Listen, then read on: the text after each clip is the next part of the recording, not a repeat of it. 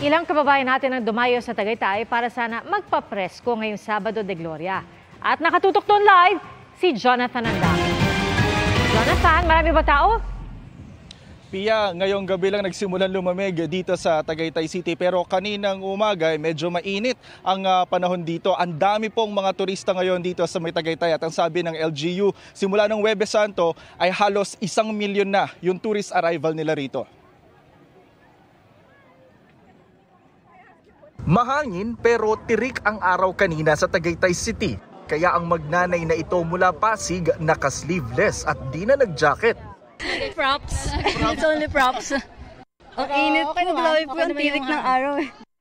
Tiis ganda naman daw si Karen sa kanyang dress. Kasi po maganda. Kasi po maganda ako. Portable fan naman ang panlaban ni Katrina sa init. Mainit po kasi yung panahon. Pero expect ka ba na malamig? Oo, kasi alam mo. Pero okay lang, hangin naman. Umaga pa lang mahigit 2,000 na ang turista sa People's Park. Mas maraming bisita sa Picnic Grove kung saan may mga nag-zipline, horseback riding at nag-picnic. Medyo mainit ng panahon mainit daddy, kaya nag-ice candy. Pero malamig ang hangin.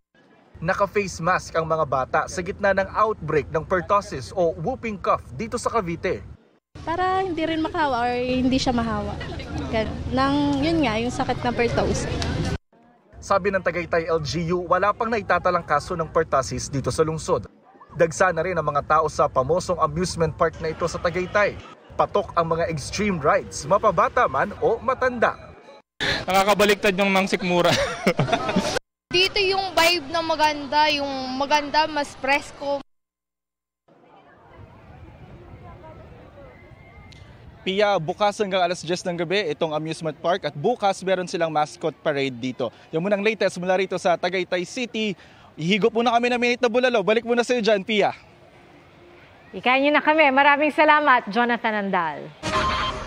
Mga kapuso, patuloy na tumutok sa mga balita. Mag-subscribe sa GMA Integrated News sa YouTube.